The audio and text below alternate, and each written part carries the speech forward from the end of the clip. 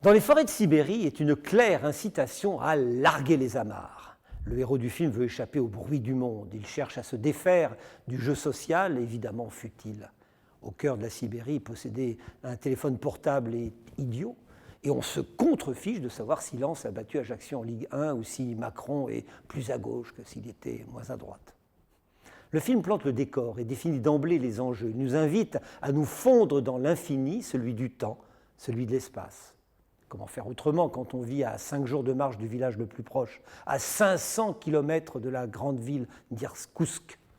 Sylvain Tesson, dont le film relate l'aventure, a vécu 6 mois dans une petite cabane de rien du tout sur les bords du lac Baïkal, au sud de la Sibérie.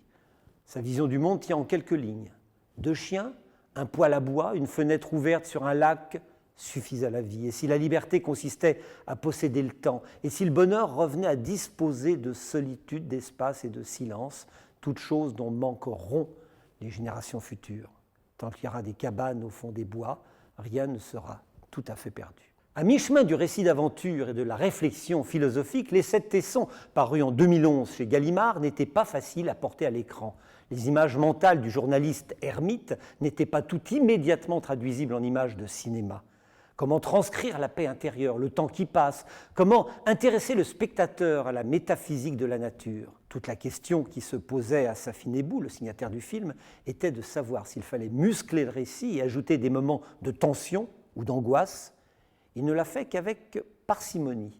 Le seul ajout essentiel se situe dans la rencontre d'un fugitif russe, une sorte de Simon du désert glacé, qui lui permet de renouer un lien social, aussi minimal soit-il. Le film gagne beaucoup à cette confrontation de 2 êtres qui ne peuvent communiquer que par un geste ou un regard, mais aussi entre 2 acteurs qui sont manifestement dans des registres différents. Sans oublier les personnages secondaires qui n'ont pas besoin d'en faire des tonnes pour prouver leur authenticité.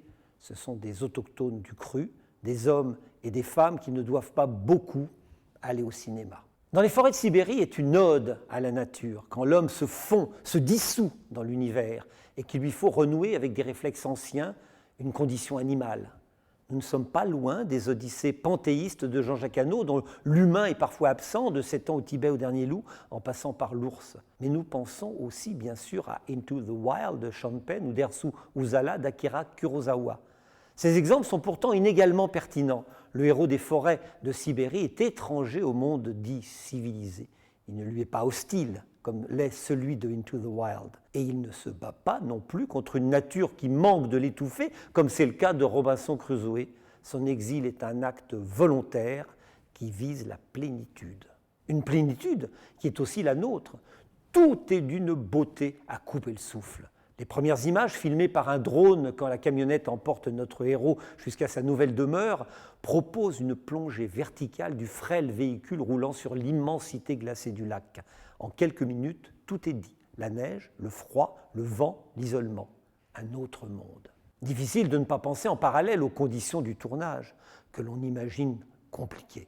Même si l'ours n'est pas sauvage, même si l'équipe est aux petits soins quand Raphaël Persona prend un bain dans le lac gelé après avoir brisé la glace, Dans les forêts de Sibérie est un film à problème, manifestement, problème de régie, le logement, les transports, mais aussi problème technique. Comment réagit la caméra à moins 30 ou moins 40 quand souffle le blizzard? Ce qui nous est proposé est un récit initiatique, pour le personnage bien sûr, mais évidemment pour toute l'équipe.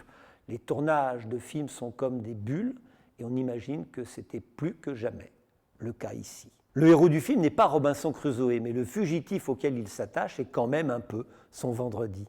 Tous les opposent, le physique de jeune premier de l'un et la rugosité de l'autre. Mais il ne faut pas se fier aux apparences. Raphaël Persona reprend un peu la place qu'occupait Bernard Giraudot, globe-trotter infatigable qu'une jolie gueule cataloguait à tort parmi les fils à papa.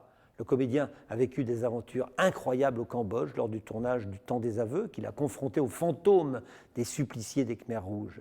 Mais on l'a également vu ces dernières années dans La peau du flic de l'affaire Escarin ou dans celle de Marius dans le diptyque pagnolesque de Daniel Auteuil, sans oublier l'énarque médusé de Quai d'Orsay. Autant dire qu'il est d'ores et déjà l'un des comédiens les plus en vue de ce temps.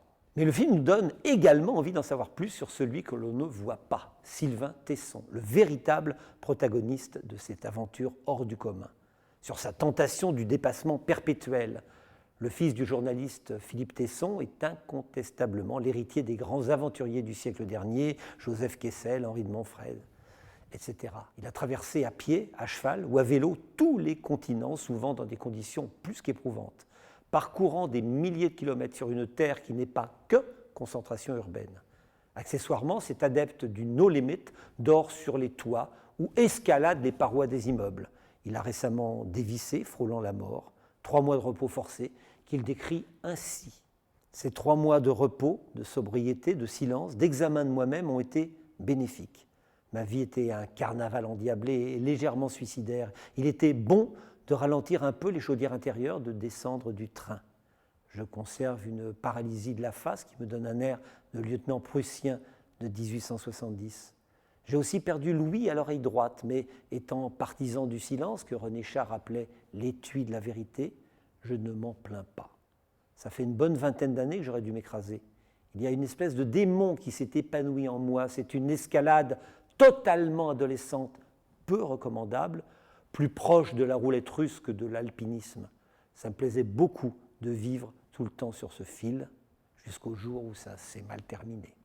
Une morale de vie on ne peut plus radicale, on en conviendra, mais l'âme de Tesson et son appétence pour le vide, son besoin de défier l'immensité et le néant constituent sans doute ce que nous peinons à percevoir dans le film de Safin Ebou, qui ne se confronte qu'à l'infini du temps et de l'espace. À nous de combler l'écart entre la plénitude pourtant limitée des images qui nous sont offertes et l'infini du voyage intérieur qu'il suscite.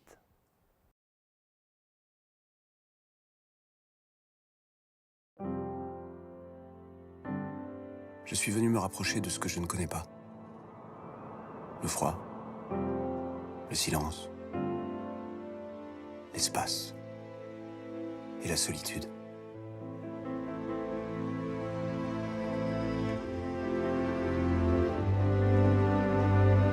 En ville, les minutes, les heures, les années nous échappent. Ici, le temps se calme. Je suis libre, parce que mes jours le sont.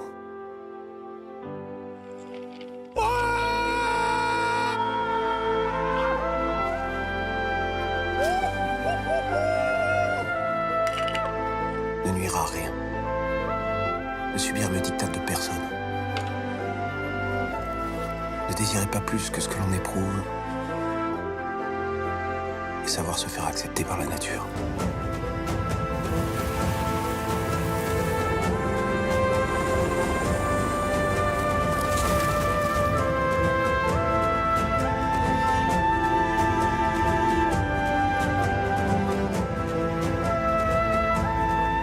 J'ai quitté le caveau des villes et vécu 1 an dans l'église des taïgas. 1 an